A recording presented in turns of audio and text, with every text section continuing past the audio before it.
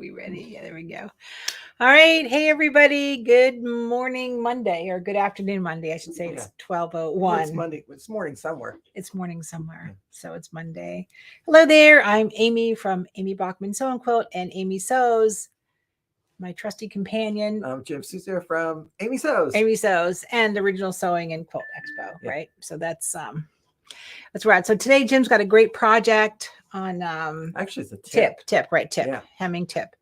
Hemming pants, and this is probably an awful example, is when you're wider than you are tall. Yeah. And somebody hems your pants and they look like just stovepipes, right? Yeah. So Jim's going to give you some tips on, hemming your pants, hemming. Well, actually more like alterations. Alterations. Oh, that's right. They were alterations in and out. So that's right. So it's more about alterations. So, all right, Jim, it's all yours, buddy. Okay. And hi, everybody. I'm leaving. Bye.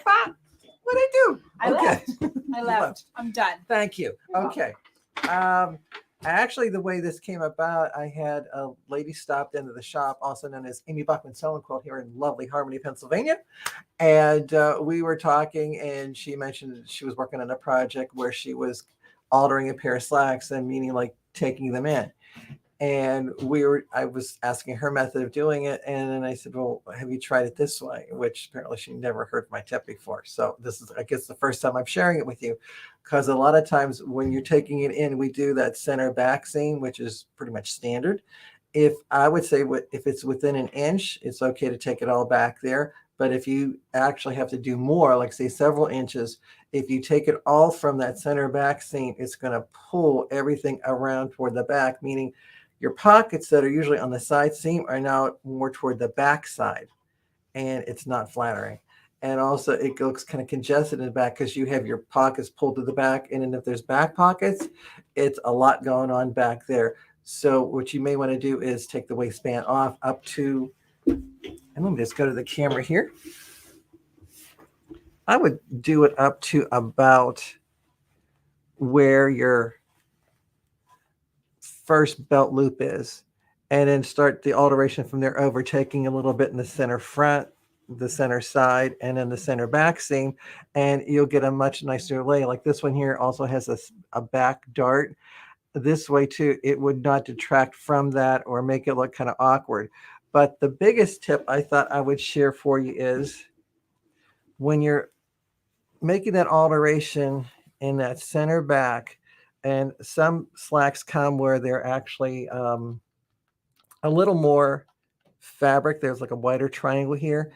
And I asked their technique, and it was like the way I used to do it, where you just opened everything up first, and then you go and adjust it to the amount you need, and then resew it.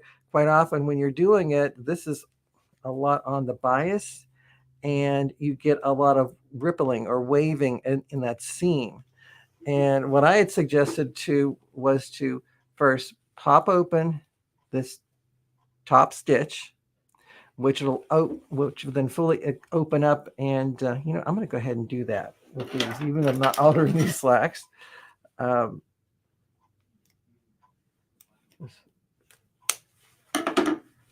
Clip that seam, and then you can open that right up.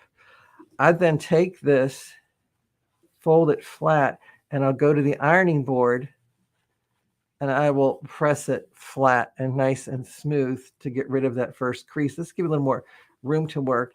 And then before I go with my seam ripper and take out this seam, I'm going to go ahead and pin it in place because the waistband's already lined up to that center back seam. I got a really nice mark there. So I'm just going to pin it along to about where I need to take it in. And then I'll go to the sewing machine and sew it up. Once I have it sewn in place, then I'll open up that stitch. And I found for me, whenever I do that in that method, I don't end up with a ripply center back seam. It'll lay nice and smooth and flat. So again, leave the stitch intact, the original stitch intact, press it flat, mark how much you're going to take it in, do your stitching, take out the original seam, and then press that seam allowance open. I usually don't take out any excess fabric unless it's a substantial amount, because in the event that the person wants the slacks reversed and let out. So this way you can still let it out that way. And then to complete it, all you have to do is set your machine to do a bar tack and do a little bar tack right in the center of that seam. And that way it'll hold your waistband in place in that area. Because if you notice, this one just opened right up because that's all it was bar tacked. And then further down along the line here, it's actually the belt loops that hold it in place. So there's really a lot, not a lot of stitching here, because quite often, I know when I first made a pair of slacks and I followed the pattern directions, they had me stitching in the ditch along the entire length. And a lot of ready-mades don't do that. So if you want a ready-made technique, just do a little bar tack right in the seam allowance there. And I wanted to point one thing out too for you, that I noticed that when I was looking at these jeans, sorry, these slacks, and right across the top, it has made in Italy. So it's a fun quality. But when I looked at the quality of the serging, and I thought it does not compare at all to the quality of our home machines. Get a little better view right against there, that contrast there. That was kind of amazing to see how these fairly expensive slacks actually have poor serging on the seam allowances. So this is, if people say, well, why do you sew? That's one of the reasons, because our home sewing is probably a lot better than the quality of what you would get if you bought ready-made. So I hope you enjoyed the tip. And again, oh, thank you, Power Tools. Appreciate that. And if you like what we have here, be sure to go and visit us every Monday on Make It Monday. And be sure to tell your friends and share the experience with them. And of course, you may want to stop by amybachmansewingquilt.com to find out all the latest classes we have to offer here at the shop, as well as other classes we do online, like our serger box, our scan and cut box, and also our tea towel of the month. So we have a lot of things going online also. And if you kind of like that tip and you want some more, or even to take some classes, I do travel with the Original Sewing Quilt Expo. So just go to sewingexpo.com and you can check out my schedule there. And with that being said, I hope you enjoyed today's tip, and I'll see you next Make It Monday. And remember, the more you know, the more you sew. Take care.